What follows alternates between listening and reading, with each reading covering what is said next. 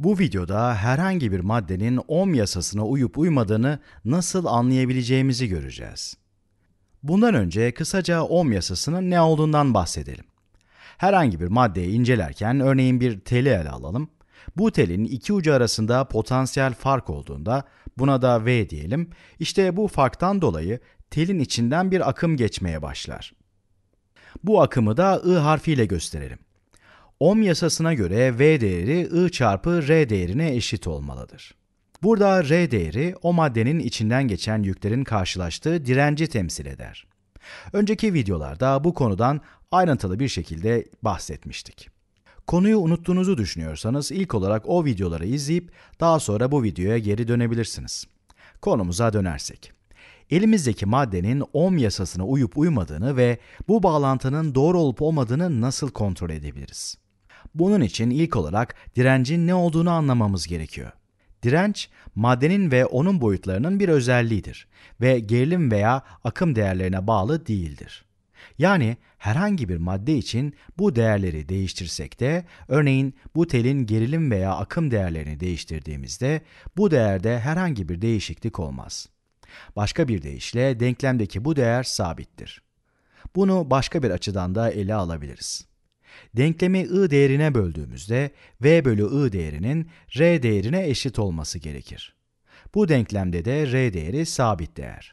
Bu yüzden bir maddenin Ohm yasasına uyup uymadığını kontrol etmek için o maddenin gerilim ve akım oranının sabit olup olmadığına bakmamız gerekir. Yani gerilimi 2 katına çıkardığımızda akım da aynı şekilde 2 katına çıkmalı. Çünkü dediğim gibi oranın sabit kalması gerekiyor. Örneğin gerilimi 3 katına çıkarırsak akımın da aynı şekilde 3 katına çıkması gerekir. Ohm yasası işte bu şekilde işler. Peki bunu uygulamada nasıl test edebiliriz?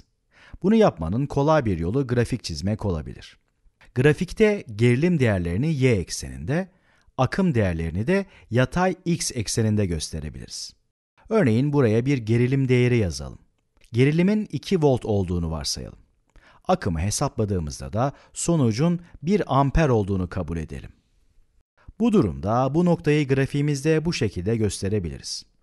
Ohm yasası burada geçerli ise gerilimi 2 katına çıkardığımızda, mesela 4 volt yaptığımızda akımın da 2 katına çıkması gerekiyor, yani 2 amper. Bu durumda grafiğimizdeki ikinci nokta burada bir yerlerde olmalı.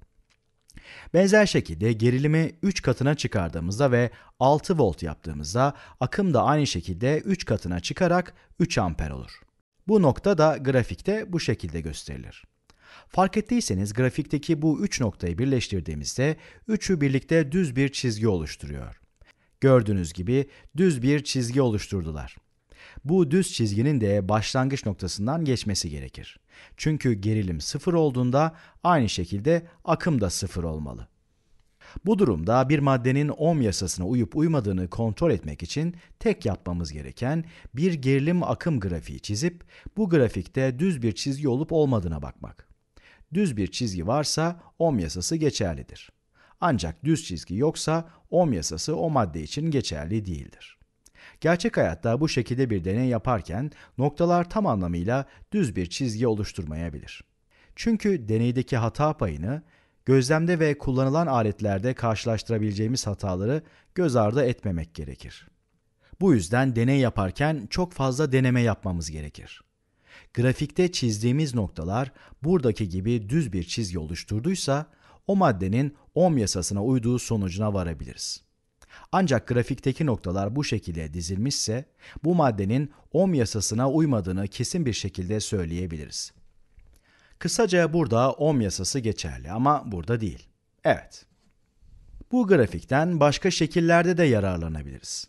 Grafiğimizi çizdikten sonra o maddenin direncini hesaplayabiliriz. Örneğin buradaki direnci hesaplamak için tek yapmamız gereken gerilimi akıma bölmek. O zaman bu noktadaki direnci hesaplayabiliriz. Bu noktada gerilim 6 volt, akım da 3 amper. O zaman gerilimi akıma bölersek direncin 6 bölü 3'ten 2 ohm olduğunu bulabiliriz. Yani grafiğe bakıp direnci hesaplamak için gerilimi akıma bölerek sonuca ulaşabiliriz. Bunu grafiğin her noktasında yapmamız mümkün. Örneğin bu noktada yapsaydık da aynı sonucu elde ederdik. Videoyu durdurup bunu kendinize kontrol edebilirsiniz. Grafiğin hangi noktasında yaparsak yapalım, R değeri her nokta için aynı çıkacaktır. Bunun sebebi de bunun düz bir çizgi olması. Son olarak da Ohm yasasına uyan maddeler, ohmik maddeler olarak adlandırılır. Örneğin metaller Ohm yasasına uyduğundan ohmik madde sınıfına girer ve metalden yapılan nesneler de bu durumda ohmik olur. Buna bir ampulün teli örnek verilebilir. Ohm yasasına uymayan nesnelerse ohmik olmayan maddeler olarak adlandırılır. Ohmik olmayan maddelere örnek olarak yarı iletkenler verilebilir. Buna günümüzde çok popüler olan LED ampullere örnek gösterilebilir. LED ampulleri Ohm yasasına uymadığından ohmik olmayan maddeler sınıfına girer. Öğrendiklerimizi özetlemek gerekirse, herhangi bir maddenin gerilim akım grafiğinde düz bir çizgi varsa ve başlangıç noktasından geçiyorsa, bu maddenin Ohm yasasına uyduğunu söyleyebileceğimizi ve bu maddelere ohmik maddeler denildiğini gördük. Ayrıca grafikten yararlanarak gerilimi akıma böldüğümüzde maddenin direncini bulabileceğimizi de gördük. Ancak grafikteki noktalar düz bir çizgi oluşturmadığında bu nesneleri ohmik olmayan maddeler olarak adlandırırız. Çünkü bu o maddelerin Ohm yasasına uymadığı anlamına gelir.